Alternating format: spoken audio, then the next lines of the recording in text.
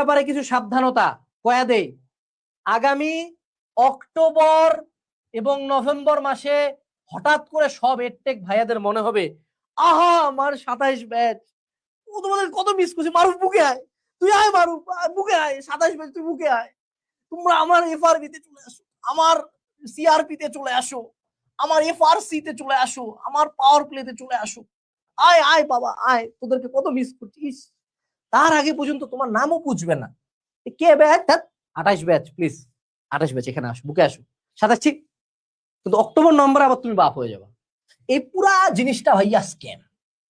আমিও স্ক্যাম, আমিও সিআরপি না হবো, আমি কি ভালো নাকি? আমিও তো রিভিশন কোর্স না হবো, আমারটা বেস্ট, কোনো কথাই নেই, আই এম দা বেস্ট ইনশাল্লাহ।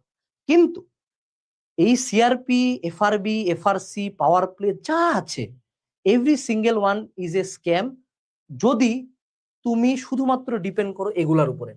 বাঙালি ধ্বংস হয়েছে এই রিভিশন কোর্সের কারণে। এরা 9 মাস আগে রিভিশন দিচ্ছে। আবে এইচএসসি পরীক্ষার 9 মাস আগে কে রিভিশন দেয়? What the fuck is wrong with you people man. আমি 24 ব্যাচকে যে অকথ্য ভাষায় গালিগালাজ করছিলাম, এটা রিজনটা কি ছিল? যারা 9 মাস আগে রিভিশন দেয়। দেখ 26 ব্যাচও কি এগুলা কোর্সই করে নাই? এরা যে মারা খায়, মানে রাজপথে ভাই একটা ব্যাচ কোশ্চেন কঠিন হওয়ার কারণে আন্দোলন শুরু করে দিছে। তুই বুঝ তাহলে এরা কি রিভিশন দিয়ে কি লাভ পাইলো? সো যাই বলবো ভাই, এগুলাতে যাইস পরে, এগুলাতে তখন তুই যাবি, তুই অক্টোবর নভেম্বরের আগে নিজের তৈরি গোছায় ফেল মামা, নাইলে দেখবি তুই আবার এগুলাতে ঢুকছিস, ভাবছিস যে অক্টোবর নভেম্বরে কামব্যাক দিব, পরে দেখবি এইচএসসি পরীক্ষার পরে তোরও রাজপথে নামতে হচ্ছে। Don't be that guy. আর যাদের পড়া মনে থাকে না, প্রথম শর্ত, অন্য কারো নোট পড়বো না, এআই এর নোট পড়বো না।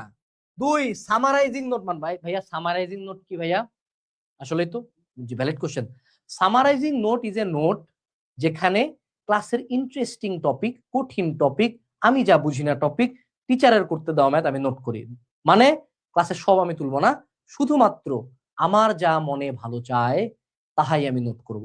এই নোটের মূল কাজ হইলো আমার চোখ যে ইনপুটটা নিচ্ছে, আমার কান যে ইনপুটটা নিচ্ছে, আমার ব্রেনকে দিয়ে সেগুলো প্রসেস করে আমার হাত দিয়ে আউটপুটটা খাতার মধ্যে দেওয়া।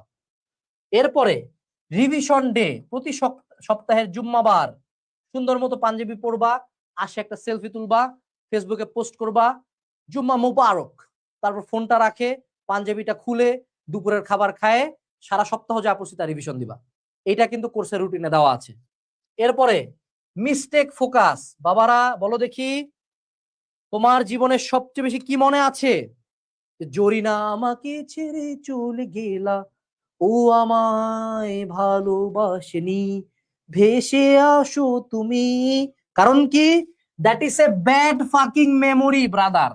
যত ব্যাড মেমোরি এগুলাই বেশি খেয়াল থাকে, গুড মেমোরিজ খেয়াল থাকে না। সো ব্যাড মেমোরি কি? পরীক্ষার হলে কি ভুল করছি। সো বেশি এক্সাম দাও, বেশি ভুল করো, ভুলগুলা বেশি মনে থাকবে, নাম্বার দেখিস না।